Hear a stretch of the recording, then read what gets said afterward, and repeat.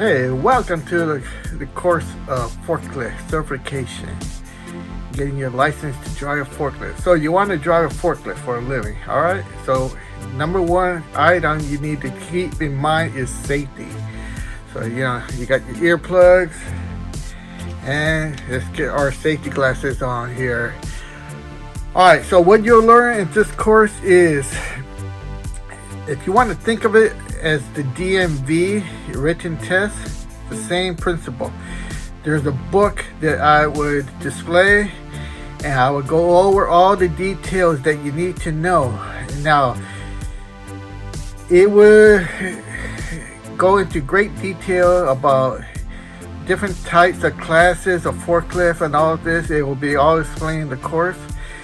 And you must attain 80% passable. So the way I'm going to run the course is I'm going to go through the whole book with you. And at the end, you'll have a test.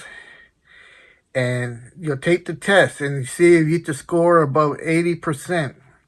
If you don't, then you need to review it, go back, and take the test again.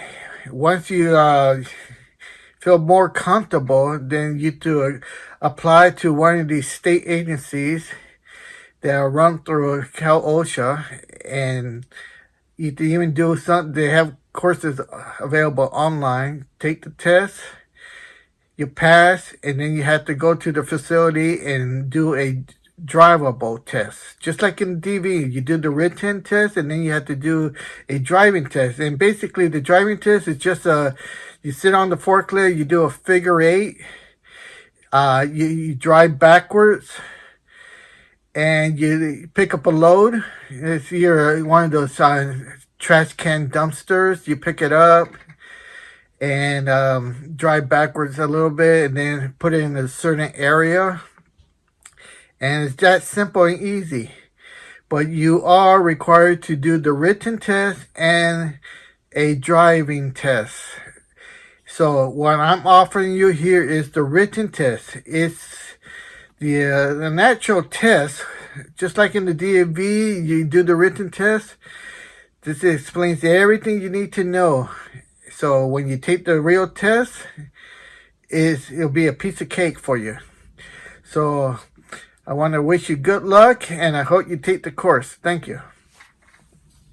Okay, so here's the forklift I was driving in reverse right there. Had to go over the fence, clear these two pump units, do a 180 turn, and lay the pipes down there. So you can see how big and heavy these pipes are. There's 3 of them.